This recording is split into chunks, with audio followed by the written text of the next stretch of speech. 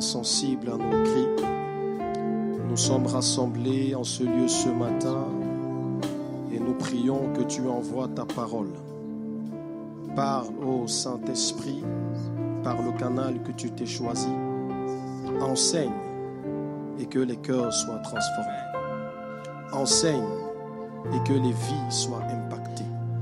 Nous ne voulons pas simplement entendre les paroles d'un homme. Nous voulons recevoir ce que toi tu as téléchargé. Parce que ta parole transforme. Parce que ta parole nourrit. Parce que ta parole enfante.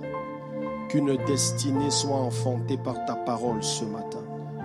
Qu'une vie soit redressée par ta parole ce matin. Qu'un cœur soit changé par ta parole ce matin. Dans le nom précieux de Jésus. Et est-ce qu'un saint peut dire Amen? Alléluia, merci à la chorale. Gloire à Jésus. Amen. Alléluia, je bénis le Seigneur pour cette nouvelle opportunité qui nous est donnée en cette année de pouvoir partager la parole de Dieu.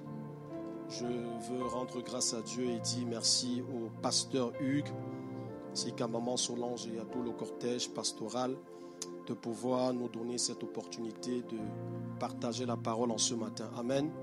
Et je prie que le Seigneur puisse bénir quelqu'un par sa parole. Alléluia. Je vais m'inscrire dans la continuité de la direction que le Seigneur a donnée. On a eu une nuit avec le Saint-Esprit. Il y a eu le culte de la Pentecôte. Et l'Esprit de Dieu me conduit simplement à aller dans cette continuité et à parler d'un sujet qui, pour moi, me semble important, le royaume de Dieu et le Saint-Esprit. Amen. Et le thème de mon propos ce dimanche, c'est influence. Amen. Est-ce que tu peux dire à ton voisin influence? Et ce n'est que par le Saint-Esprit que l'on peut influencer. Amen. Donc nous allons avoir 3 textes qu'on va lire rapidement. On va compter déjà. Genèse 2, versets 4 à 7. Marc 4, 30 à 32. Romains 14, verset 17. Alors je vais lire rapidement. Genèse 2, 4 à 7 nous dit: Voici les origines des cieux et de la terre, quand ils furent créés. Lorsque l'Éternel Dieu fit une terre et des cieux, aucun arbuste des champs n'était encore sur la terre, et aucune herbe des champs ne germait encore. Pourquoi? Car l'Éternel n'avait pas fait pleuvoir sur la terre, et il n'y avait point d'homme pour cultiver le sol.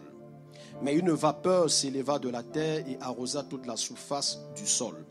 L'Éternel Dieu forma l'homme de la poussière de la terre, il souffla dans ses narines un souffle de vie, et l'homme devint un être vivant. Marc 4, 30 à 32, la parole de Dieu nous dit: Il dit encore: À quoi comparerons-nous le royaume de Dieu, ou par quelle parabole le représenterons-nous?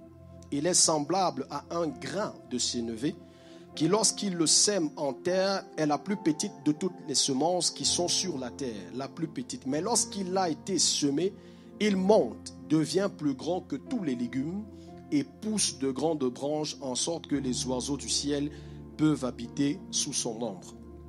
Romains 14, verset 17, la parole de Dieu nous dit: Car le royaume de Dieu, ce n'est pas le manger et le boire, mais c'est la justice, la paix et la joie par le Saint-Esprit.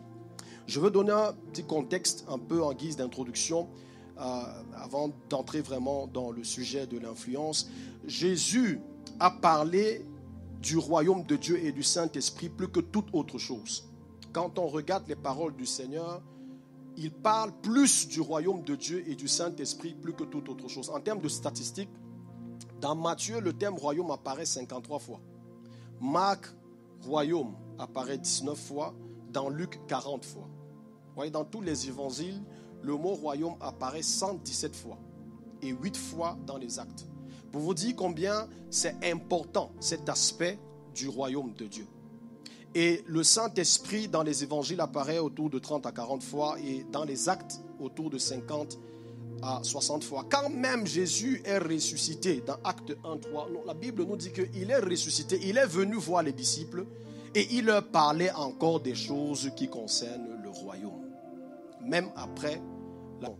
Pour vous dire combien, bien aimé, c'est important et capital le royaume. Et il y a donc un lien qui est très étroit entre le Saint-Esprit et le royaume de Dieu.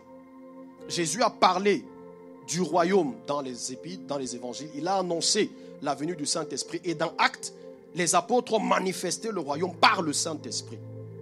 Sans le Saint-Esprit, on ne peut pas vivre le royaume de Dieu. Par ailleurs, sans le Saint-Esprit, il n'y a pas de royaume de Dieu. Vous voyez, la Bible nous dit que 1 Corinthiens 12, verset 3, c'est pourquoi je vous déclare que nul, s'il ne parle par l'Esprit de Dieu, ne dit Jésus est anathème, et que nul ne peut dire Jésus est le Seigneur si ce n'est par le Saint-Esprit. Si tu es capable de dire, de confesser que Jésus est Seigneur, ce n'est pas par toi. Ce verset dit que c'est par le Saint-Esprit que tu as à mesure de le dire. Alors il ne peut pas avoir de royaume de Dieu sans Saint-Esprit. Romains 14, verset 17 qu'on a lu, la Bible nous dit que le royaume de Dieu, ce n'est pas le manger, le boire, mais c'est la justice, la paix et la joie par le Saint-Esprit. Ouais, ça, c'est un verset qui a été vraiment le thème de notre mariage avec ma tendre épouse, qui était le thème de base et qui est même en fait la référence pour nos enfants aussi. On a Queen qui est royaume, Kimia qui est paix, Minka qui est justice. Amen. Il y a quelqu'un qui dit qu'on attend joie. Bien aimé, calmez-vous, calmons-nous d'abord. Temporisons un peu. Amen. Mais sur la terre, bien aimé, c'est le Saint-Esprit qui est celui qui rend tangible le royaume de Dieu. Il est comme le gouverneur d'un royaume qui est dans une colonie. Et c'est le gouverneur du royaume qui atteste de la présence du royaume dans cette colonie, dans ce territoire. Et le Saint-Esprit est comme ce gouverneur-là qui ici est l'élément tangible de ce que le royaume de Dieu existe, de ce que nous sommes dans le royaume. C'est pourquoi la Bible dit que l'Esprit de Dieu rend témoignage à ton esprit que tu es enfant de Dieu. Ce n'est pas par ta connaissance que tu le sais, c'est le Saint-Esprit qui est en toi, comme ce gouverneur d'un royaume qui est venu, qui a été établi, qui vient te dire, tu appartiens maintenant à un autre royaume. Amen. Et nous savons qu'après la tentation, la Bible nous dit que Jésus commença à prier et a dit, à évangéliser, à prêcher, et a dit, repentez-vous car le royaume de Dieu est proche. Je vais aller peu rapidement parce que c'est simplement en guise d'introduction un rappel. Pourquoi je parle du royaume du Saint-Esprit et d'influence? Jésus n'est pas venu annoncer une religion. Jésus est venu annoncer un royaume. Quand il a commencé à prêcher, il a dit « Métanoïa, transformez, reformez vos manières de penser. Le royaume de Dieu est maintenant là. » Il y a un nouveau gouvernement qui est venu s'établir sur la terre. Il y a un nouveau système qui est venu s'établir sur la terre. Vous voyez, royaume veut dire direction, gouvernement. C'est l'influence, c'est l'autorité d'un roi sur un territoire, l'impactant avec sa pensée, avec son but et ses destins. Et c'est ce que Dieu veut accomplir dans ta vie. C'est ce que Jésus est venu annoncer. Ésaïe 9, verset 6, la Bible nous dit qu'un enfant nous est né, mais un fils nous est donné. Et la domination, le gouvernement reposera sur ses épaules.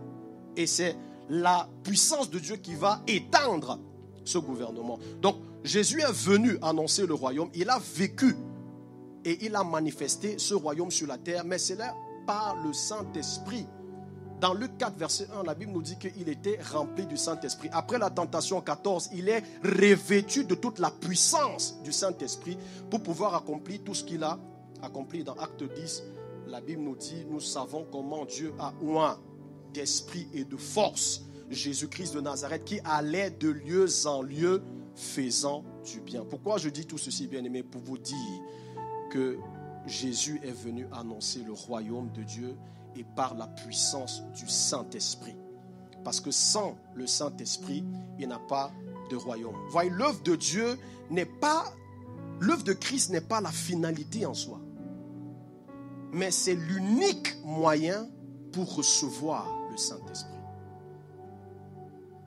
voyez, parfois on nous dit, quand on te montre quelque chose, on te pointe quelque chose, tu as le regard fixé sur le doigt au lieu de fixer ton regard sur la chose. Alors qu'on fixe les regards sur Jésus, on ne doit pas se limiter à ça. Parce que ce n'est pas la finalité totale. C'est pourquoi, même quand Christ est mort et ressuscité, il n'est pas seulement directement parti. Si c'était que sa vie devait finir et partir. Mais il a appelé les apôtres, il a dit, restez. Dans Luc 24, 49, la Bible nous dit qu'il a rassemblé les apôtres, il a dit, attendez ici de recevoir la puissance qui vient d'en haut, de recevoir le Saint-Esprit. Parce que dans l'Ancien Testament, il n'y avait que des épisodes de l'Esprit qui ne demeuraient pas dans les gens, qui venaient sur des gens pour accomplir une certaine mission et ils repartaient. Et quand Jésus a donné le Saint-Esprit, ce n'était pas la première fois, bien-aimé, que l'humanité recevait l'Esprit de Dieu. Parce que la promesse qui est faite dans Joël, je rependrai de mon esprit sous toute chair. Le Saint-Esprit n'est pas que pour l'Église. C'est toute l'humanité qui a besoin du Saint-Esprit. Et c'est toute l'humanité qui cherche le Saint-Esprit. Par toutes sortes de religions et toutes sortes de rites. Ils ne savent pas ce qu'ils cherchent, mais c'est le Saint-Esprit qu'ils cherchent. Parce que c'est ce que l'homme a perdu au commencement. Et c'est pourquoi quand Dieu le dit dans Joël, il n'est pas en train de spécifier sur une personne. Il dit, je rependrai de mon esprit sur toute chair. Vos fils et vos filles prophétiseront. Parce que c'est ce que Jésus est venu accomplir. Vous voyez, dans Actes, quand il est revenu, il a dit, ne partez pas encore, je vous envoie, mais attendez. Vous voyez, ça peut sembler être une contradiction. Jésus qui dit, allez, et puis il dit, attendez d'abord de recevoir le Saint-Esprit. Parce que l'œuvre de Christ nous justifie et le Saint-Esprit nous rend conformes pour être dans le royaume dans lequel il nous a introduits. Vous voyez, la Bible dit que c'est par le sacrifice de Christ, celui qui n'avait point péché est devenu péché, afin que par lui nous devenions la justice de Dieu. Pas que nous soyons justifiés seulement, que nous devenions la justice, nous devenions la chose même. Mais nous avons été justifiés afin d'être en droite ligne devant le Père et de pouvoir donc maintenant recevoir le Saint-Esprit.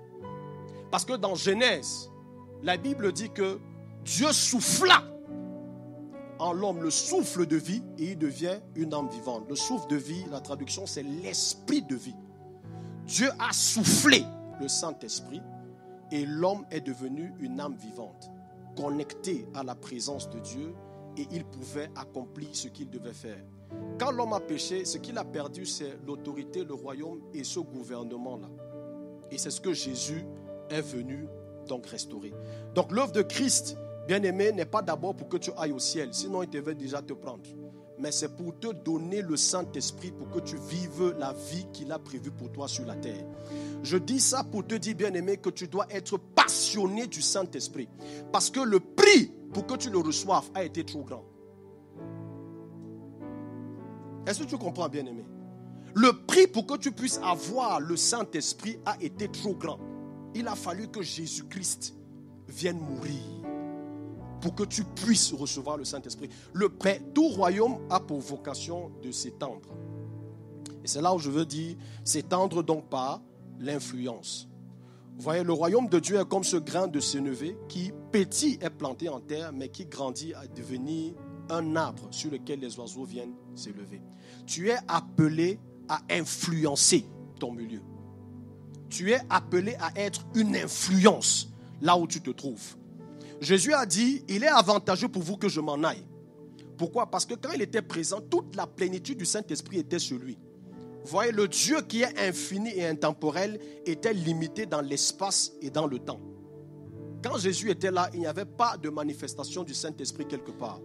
Il a dit, il est mieux pour vous que moi je parte et que je vous envoie le Saint-Esprit. Comme ça, il n'y a plus qu'un seul Jésus, mais nous sommes nombreux sur les personnes sur lesquelles le Saint-Esprit est maintenant présent. Je veux te dire que ta communauté, là où tu te trouves, a besoin du Saint-Esprit qui est en toi. Ne fais pas chômer le Saint-Esprit en toi. Le monde attend avec un ardent désir la manifestation des fils. Le monde a besoin du Saint-Esprit qui est en toi. Voyez, le Saint-Esprit, bien-aimé, ce n'est pas pour des expériences spectaculaires. C'est pour l'impact l'impact de la communauté. On ne veut pas être impressionné par la vision des anges que tu as. On veut être impacté par ton intimité avec le Saint-Esprit. Le Saint-Esprit, ce n'est pas simplement pour parler en langue. Déjà que parler en langue, ce n'est pas forcément une activité spirituelle, bien aimé. C'est que tout royaume te transforme et t'apprend une nouvelle langue. Donc quand tu parles en langue, c'est simplement la langue du royaume auquel tu appartiens. Voyez, ton intimité avec le Saint-Esprit, ta vie spirituelle est pour un impact sociétal, communautaire. C'est pour l'utilité commune. On nous dit Dieu a ouin d'esprit et de force. Jésus qui allait de lieu en lieu faisant du bien. Le Saint-Esprit est en toi pour que la communauté puisse profiter de l'Esprit de Dieu qui est en toi. Et c'est pour ça que je parle d'influence. Parce que ce n'est que par le Saint-Esprit que tu peux influencer. 1 Corinthiens 12, verset 7, la Bible dit « Or, à chacun, la manifestation de l'Esprit est donnée pour l'utilité commune. » C'est pour l'utilité commune que le Saint-Esprit est là. Tu peux avoir tes visions. Bien aimé, ça c'est pour toi. Moi et la communauté, on a besoin d'avoir la tangibilité de ce que tu peux apporter à ma vie par le Saint-Esprit qui est en toi. Si tu veux parler toute la nuit en langue, ça c'est pour toi. Ce que moi je veux, c'est qu'est-ce que ton parler en langue toute la nuit a pu apporter à ma vie. Le royaume de Dieu, c'est la justice, la paix, la joie par le Saint-Esprit. Je veux la tangibilité de ce que le royaume de Dieu est dans ta vie. Qu'est-ce que ça m'apporte à moi? Parce que Jésus allait de lieu en lieu faisant du bien. Vous voyez, on veut les dons de l'esprit, ce qui est bien, parce que l'apôtre Paul a dit aspirez aux dons les meilleurs.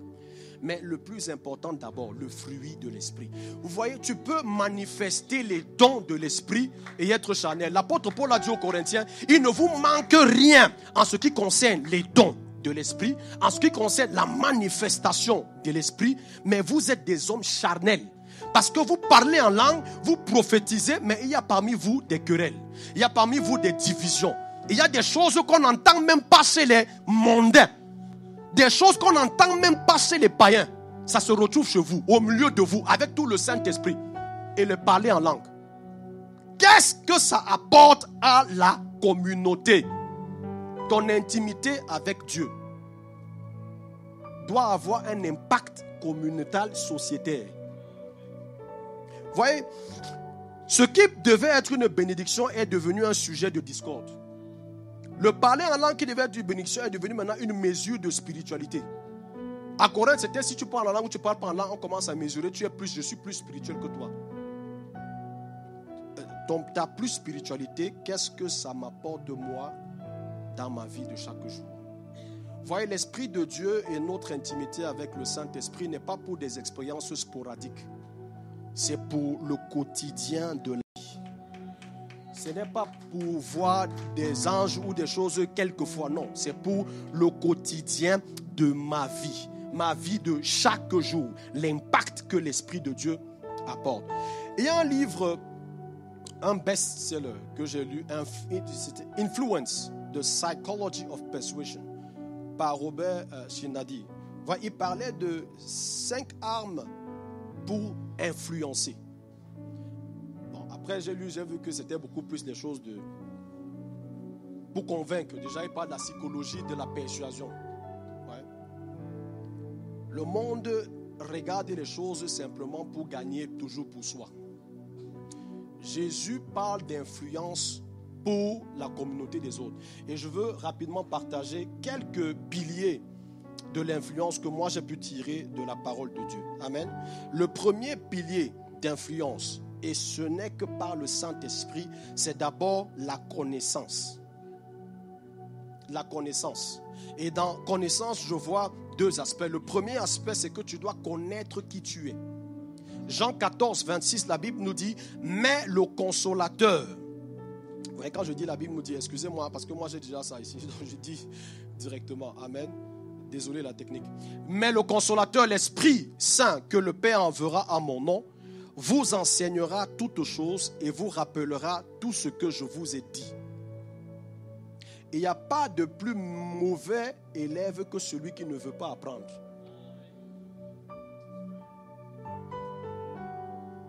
Ouais, ce n'est pas toujours la faute de l'enseignant. Mais d'abord, toi, est-ce que tu es disposé à apprendre? Il vous enseignera toutes choses. Et vous voyez, on parle souvent de capacité. Ouais, s'il y a des domaines par prédilection, par excellence, sur lesquels le Saint-Esprit doit t'enseigner, c'est d'abord sur sa propre personne et sur ta propre personne. Et tu ne peux pas influencer si toi-même d'abord tu n'es pas influencé. Tu ne peux pas être une lumière si tu n'es pas illuminé. Ouais, ça commence par toi. Tu ne peux pas impacter si toi-même d'abord tu n'as pas été impacté par la puissance du Saint-Esprit. Vous voyez, il rend témoignage à notre esprit que nous sommes enfants de Dieu. Nous avons reçu un esprit d'adoption par lequel nous crions Abba Père.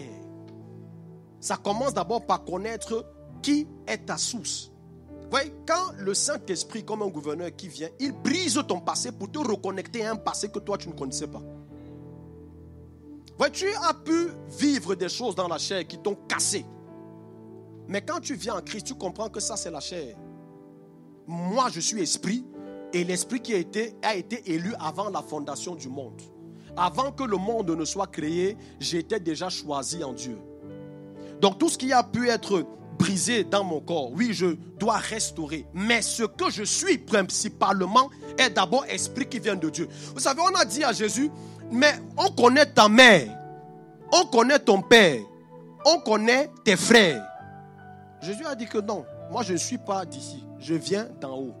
Vous voyez, la connaissance ou la révélation que tu as de ton origine est aussi ta limitation. Si tu te limites de là où tu viens, si tu as une révélation de ton origine en fonction de là où tu viens, c'est aussi sera ta limitation. Sache d'abord que tu n'es pas de la terre. Tu viens du ciel et tu as été manifesté à la terre. Tu es venu dans le monde, mais tu viens de Dieu. Tu es esprit de Dieu. Ouais, et c'est ça que Jésus venait dire. Je suis venu vous annoncer le royaume de Dieu. Changez votre façon de voir. Vous ne venez pas d'ici, vous venez d'en haut, d'un autre royaume. Et vous devez vivre sous l'influence de ce royaume. Et quand vous allez vivre sous l'influence de ce royaume, vous allez influencer aussi les autres. Ça vient petit comme un grain de sénévé. Mais après, ça grandit et ça devient tout un arbre. Vous voyez? La deuxième des choses dans la connaissance, bien-aimée, c'est que ce que j'appelle la sagesse. Osée 4, verset 6 nous dit, mon peuple périt faute de connaissance. Et il dit, puisque tu as rejeté la connaissance, je te rejetterai et j'oublierai tes enfants. La connaissance ou la sagesse, tout comme l'ignorance, est générationnelle. Vous voyez, parfois je suis un peu... Je me pose des questions. Tu regardes des gens qui ont des responsabilités. Ouais, parce qu'avoir des responsabilités, ce n'est pas seulement avoir tes propres enfants. Tu peux avoir des gens qui sont sous ta responsabilité. Et tu te demandes, mais lui, il n'est pas en train de chercher la connaissance. Il ne veut pas se transformer, qu'il va transmettre quoi? Je me pose souvent des questions. Tu ne cherches pas la connaissance que tu vas transmettre quoi? La connaissance, tout comme l'ignorance, est générationnelle. C'est ce que tu connais que tu transmets. La première bénédiction, bien-aimée, que tu vas laisser, c'est la connaissance. Ce ne sont pas d'abord des choses. Tu peux laisser des maisons et tout ça là. Après c'est dilapidé. Mais si tu laisses la connaissance de savoir comment amasser ça, ça va toujours être reproduit. C'est d'abord la connaissance qu'on traduit. Et l'influence, c'est par la connaissance. Celui qui a plus de connaissances est celui qui influence le monde. Donc tu dois être intentionnel dans ta quête de la connaissance, frère. Tu dois être intentionnel. Proverbe 4, verset 5 à 7. À qui est la sagesse? À qui est l'intelligence? N'oublie pas les paroles de ma bouche et ne t'en détourne pas. Ne l'abandonne pas, elle te gardera. Ce qui te gardera, c'est la connaissance et la sagesse que tu acquiers. Aime-la et elle te protégera. Voici le commencement de la sagesse. Acquiert la sagesse. Et avec tout ce que tu possèdes, acquiert l'intelligence. Avec tout ce que tu possèdes, acquiert l'intelligence. Je ne parle pas forcément, bien aimé, d'aller à l'université, mais acquiert l'intelligence. Si tu dois lire des livres, lis. Si tu dois écouter, écoute. Si tu cherches la connaissance. Cherche la connaissance. Vous savez, il y a des profondeurs et des vérités qu'on a de Paul à cause de son background et de son bagage. Bien qu'il soit apôtre comme les autres. Et il n'a même pas été avec les autres apôtres, avec Jésus. Mais il y a certaines profondeurs qu'on ne pouvait révéler qu'à Paul et pas à Pierre de ce que Paul connaissait. Paul a été à l'école de Gamaliel. Il était un scribe versé dans les Écritures, dans la connaissance. Ce n'est pas seulement, non, je suis pécheur d'homme et le Saint-Esprit est sur moi. Il y a des vérités que si on disait à Pierre, il devait bloquer. Déjà qu'on a commencé à lui dire que va parler à Corneille, il disait déjà non, ça sort d'où ça? On a dû beaucoup le bousculer pour qu'il arrive et il parte prêcher sur Corneille. Et Dieu a fait qu'il n'a pas dû prier pour qu'il reçoive le Saint-Esprit. Juste en parlant, le Saint-Esprit est descendu. Parce que si la révélation devait venir sur Pierre, qui doit prier pour eux pour qu'il reçoive le Saint-Esprit, il devait bloquer ça une fois. Dieu a dit, je connais celui-ci, je vais faire descendre le Saint-Esprit pendant qu'il parle. Ils vont recevoir et il va seulement s'étonner. Il va dire, mais est-ce qu'on peut refuser le baptême d'eau à ceux qui sont déjà baptisés du Saint-Esprit? Il y a beaucoup de choses, bien aimés, que nous avons de la révélation de Paul, de ce qu'il était versé dans les Écritures. C'était un scribe qui était à l'école de Gamaliel. Et même quand le Seigneur l'a rencontré, il est resté avec Ananias. Il a appris. Il a cherché la connaissance. Ton ignorance peut être une limite à la manifestation du Saint-Esprit à travers toi. Sache qu'il y a des domaines dans lesquels tu ne pourras pas véritablement être amené par la puissance du Saint-Esprit à cause de ton ignorance. Donc s'il y a une chose que tu dois avoir en horreur, c'est l'ignorance. Cherche la connaissance. Cherche la connaissance. Tu dois être un influent dans ce monde. Il y a beaucoup d'influenceurs là dehors. Tu entends ce qu'ils disent, tu dis, mais ça c'est quoi? Cherche la connaissance, bien-aimé. Cherche la connaissance. Et c'est ce que la parole de Dieu dit. Avec tout ce que tu as, recherche. Luc 2, 52, la Bible dit que Jésus croissait. Ouais, c'est Jésus, c'est Dieu qui est venu. Mais la Bible précise de mentionner, Jésus croissait en sagesse, en statut et en grâce, devant Dieu et devant les hommes. Parce que parfois on dit que non, si tu grandis en grâce et en statut devant Dieu, devant les hommes, tu dois être rejeté. C'est quoi dire non? Si les hommes t'acclament aussi, c'est que non, c'est que Dieu t'a rejeté. La Bible nous dit que Jésus croissait en sagesse et en statut devant Dieu et devant les hommes. Ta sagesse va te positionner même devant les hommes. Donc avec tout ce que tu possèdes, acquiert l'intelligence pour influencer. Amen. Le deuxième pilier, c'est le service. Le service. 1, connaissance, 2, service. Vous voyez dans le livre Influence, The Psychology of Persuasion que j'ai lu, il y a une loi qu'il parlait. Il parlait de la réciprocité. Il disait, quand tu fais quelque chose à quelqu'un, l'autre a un sens de réciprocité et a comme une dette de faire aussi quelque chose pour toi parce que tu lui as fait quelque chose. Ouais, ça, c'est un peu la manipulation. Tu fais pour recevoir. Mais Jésus disait que si quelqu'un veut être plus grand parmi vous, qu'il soit serviteur de tous. Voyez, influencer dans ton monde, être une influence, ce n'est pas seulement à l'église, dans ta famille, dans ta communauté, dans ton lieu de service. Est-ce que tu es prêt à ajouter de la valeur aux autres? Tu vois, rendre service, c'est être intentionnel à ajouter de la valeur aux autres. C'est ça, influencer par le royaume. Être intentionnel à ajouter de la valeur aux autres. Jésus a dit, je suis venu pas pour servir, mais pas pour être servi, mais pour servir. Dans le monde aujourd'hui dans lequel nous sommes, tout le monde veut être servi. Personne ne veut servir l'autre. Et quand on te regarde, est-ce qu'on voit dans la différence? Est-ce qu'on voit dans les valeurs du royaume? de ce que toi tu es toujours prêt à vouloir apporter aux autres. Et c'est pour ça que je dis que, bien aimé, ce n'est que par le Saint-Esprit. Vous voyez, on parle du royaume de Dieu, on parle de vivre le royaume de Dieu. Ce n'est que par le Saint-Esprit que tu peux vivre le royaume de Dieu. Ce n'est que par le Saint-Esprit que tu peux être serviable dans un monde où tout le monde veut être servi. Ça ne peut pas être par tes propres capacités. Ça ne peut pas être par toi-même seulement. C'est par ton intimité avec le Saint-Esprit que tu pourras être à même de servir les autres. C'est par ton intimité avec le plus tu es serviable, le plus le Saint-Esprit a pris contrôle de toi. Le plus tu es engagé à ajouter de la valeur aux autres, le plus l'Esprit de Dieu a pris contrôle de toi.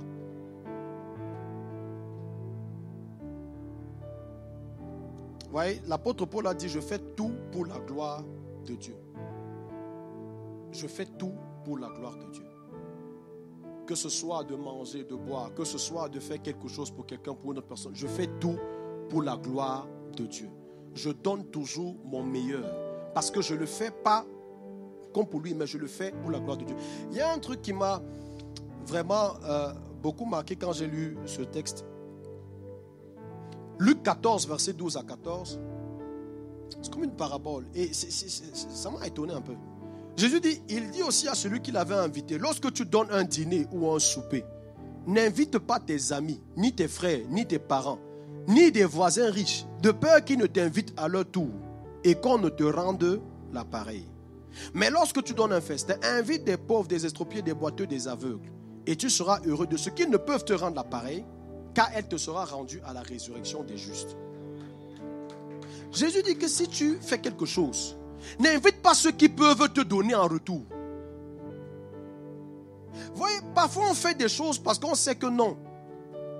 C'est le Ndjangi, donc je te donne et puis tu me donnes aussi. Je donne, je reçois. Je donne, je reçois. Jésus dit, si tu veux faire quelque chose, si tu fais une fête, invite ceux qui ne pourront pas te donner aussi en retour. Et sois heureux de ce que ça te sera donné à la résurrection des justes. Quand tu veux faire quelque chose, sois intentionnel à apporter de la valeur aux autres. Fais ce que les autres ne pourront pas faire aussi pour toi. Et là, tu sais que tu es en train de donner. Tu es en train de bénir. Tu es en train d'influencer. Vous voyez, c'est ça l'influence par le service. Et tu n'as pas besoin de position pour servir. Parce que parfois on pense que c'est ceux qui sont un peu en position haute qui ont la capacité de servir. La position, ce n'est pas l'influence. La position te permet, te donne un cadre par lequel tu peux manifester l'influence. Mais la position, ce n'est pas l'influence. Déjà, il y a ceux qui sont en position qui n'influencent pas. Combien de politiciens sont en autorité et n'ont aucun cas du peuple? Le pouvoir par le peuple pour le peuple. Ça devient le pouvoir par le peuple pour des politiciens. Il y a des gens... Chez nous au Cameroun, la mesure de détournement, c'est le milliard. Tu te demandes que, bien aimé, si on commence à te dire de manger le milliard là aujourd'hui, tu vas faire quoi avec? On te dit, bon, arrête de travailler, arrête. 1 milliard seulement. Commence aujourd'hui, tu manges.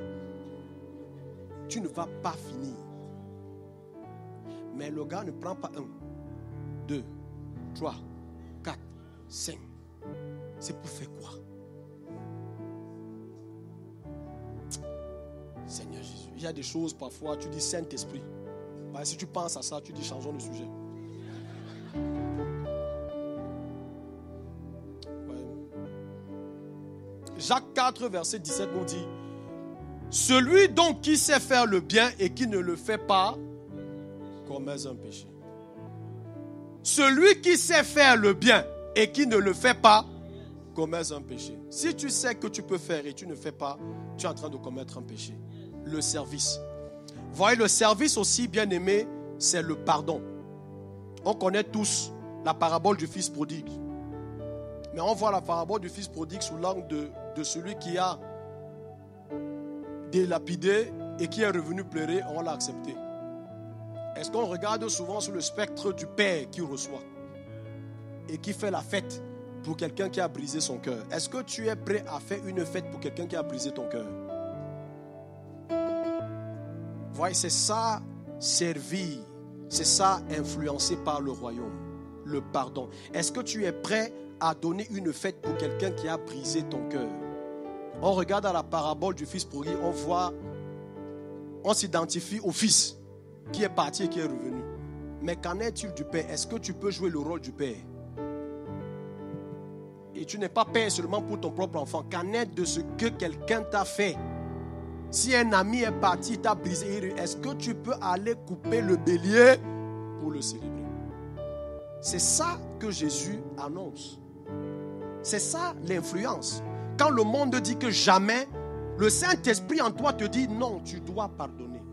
Et ce n'est pas par tes propres forces. C'est pourquoi je dis, bien-aimé, tu ne peux pas vivre ta vie sans chérir ta relation avec le Saint-Esprit. Tu ne peux pas marcher sans être conscient du Saint-Esprit, sans désirer, sans être passionné du Saint-Esprit. Parce que tu vas vivre une vie vide s'il n'y a pas la puissance du Saint-Esprit. Parce que le pardon, ce n'est que par la puissance du Saint-Esprit, bien aimé. Ça ne peut pas être par tes propres forces. Ce n'est que par la puissance du Saint-Esprit. La Bible dit que qui peut, par ses inquiétudes, ajouter une coudée à la durée de ta vie? Qu'est-ce que tu fais quand les gens sont autour de toi et sont dans les inquiétudes? Quelles sont les paroles que tu donnes aux gens autour de toi qui sont dans les inquiétudes? Moi, j'ai toujours, quand je faisais mon master, il y a un ami qui, on avait des exercices compliqués et tout, c'était plein. Et je discute avec lui et puis je lui dis à la fin, ah bon, ben ça va aller. Ça va aller. Il regarde chaque fois, 2-3 fois. Moi, je n'étais même pas conscient de ce que... Un jour, il me dit, mais quand je parle avec toi, à la fin, je me dis, mais toi, tu as toujours quelque chose. C'est comme s'il y a toujours une paix. Ça va aller, ça va, tout. Mais moi, je suis complètement stressé. Mais pour toi, non, à la fin, ça va aller. Ça va aller. Je dis que frère, c'est Jésus. C'est Jésus.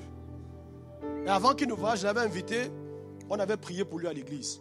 Et je me rappelle cette semaine, pas plus que il y a quelques jours, je rencontrais dans le bus avec un autre collègue pendant qui finit son doctorat. Et il m'expliquait comment c'est difficile et tout. Et il fallait qu'il regarde déjà à chercher le travail. Et je parle avec lui, je dis, mais si tu sais que tu vas aller en industrie et que tu ne vas pas rester en académie, commence à chercher maintenant. Même avant de finir. Moi, fais comme moi. C'est après 3 ans, j'étais déjà en entreprise. Commence, ainsi de suite. Et je parle, et quand je finis de parler avec lui, il était content. Il me dit, oui, merci. Maintenant, tu m'as redonné, tu m'as donné un pep. Je suis maintenant content. Oui, j'ai regagné de l'espoir. C'est ce qu'il a dit. Vous voyez, on cherche toujours à prier seulement. On cherche toujours simplement des manifestations de puissance de Saint. Juste pas une conversation avec quelqu'un. Tu peux redonner de l'espoir et influencer. Ça commence petit par un grain de sénévé. Une parole que tu as dit aujourd'hui, un encouragement que tu as donné avec tes collègues de service. Juste une parole, chaque jour, un encouragement, une parole. Et au fur et à mesure que tu ne fais que donner une parole d'encouragement, un jour il va venir te dire que allons où tu pars trouver les paroles d'encouragement. Parfois on veut inviter nos collègues à venir à l'église. On doit porter l'église à aller là-bas au lieu du service. Et après ils vont venir de par eux-mêmes. Juste une parole que tu prononces, juste quelque chose que tu dis, bien-aimé, peut transformer. Voyez, et le dernier point, je vais finir par là. Il y avait un 3e point, valeur excellence, mais le temps est fini. Mais je vais finir juste par parler du lieu de travail. Vous voyez, la théologie qui dit qu'on ne fait quelque chose pour Dieu que quand on est en train de servir à l'église n'est pas vrai. Le premier serviteur de Dieu était un laboureur. Dans le texte de Genèse qu'on a lu, on dit que Dieu n'avait pas fait pleuvoir sur la terre parce qu'il n'y avait point d'homme pour cultiver le sol. Dieu a fait la création, il a mis en pause parce qu'il n'y avait pas d'homme qui va venir cultiver le sol. Il n'a pas envoyé la pluie parce que la terre avait déjà la semence. Si la pluie tombait, les arbres devaient commencer à pousser. Mais s'il n'y avait personne, il devait avoir des herbes. Dieu n'aime pas les herbes. Voyez, Dieu n'aime pas ce qui n'est pas cultivé. Dieu n'aime pas ce qui n'est pas entretenu. Il avait besoin d'un homme pour venir manager. Le premier serviteur était un laboureur, était un cultivateur. Ce n'était pas d'abord un pasteur. Okay? Et Romain dit que le magistrat est serviteur de Dieu. Ça, je dois vous donner ce texte.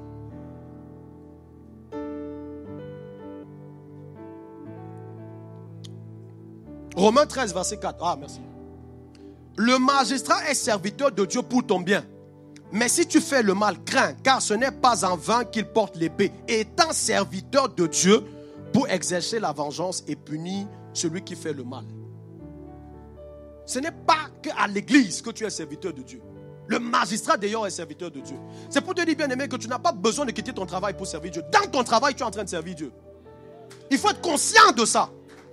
Dans ton travail, tu es en train de servir Dieu. Et même dans ton travail, les gens ont besoin de l'Esprit de Dieu qui est en toi.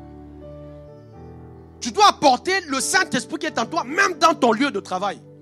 Tu n'as pas besoin de quitter pour être en train de servir. Tu es en train de servir là dans ce que tu fais. C'est ton appel et ta vocation. Nous ne sommes pas appelés à tous à devenir des pasteurs et des... Non. Là où tu es en train de servir.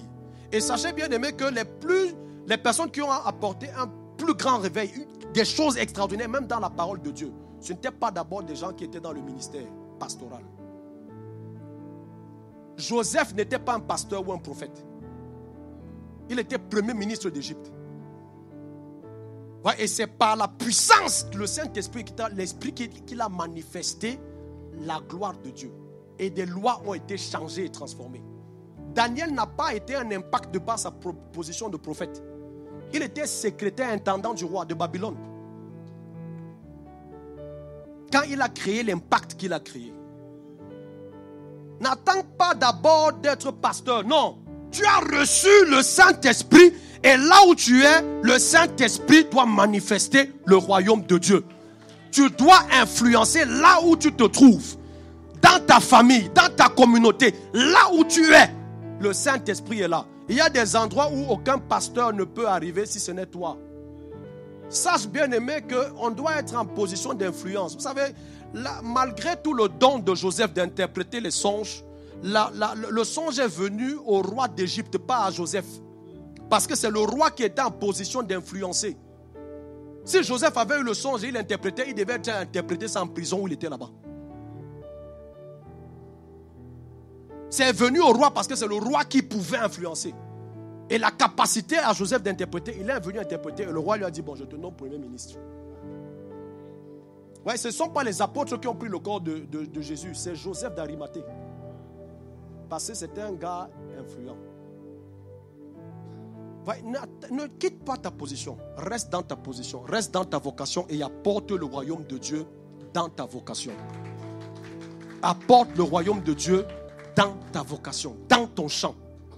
Le monde a besoin de voir le Saint-Esprit en toi. Amen. Est-ce qu'on peut se lever?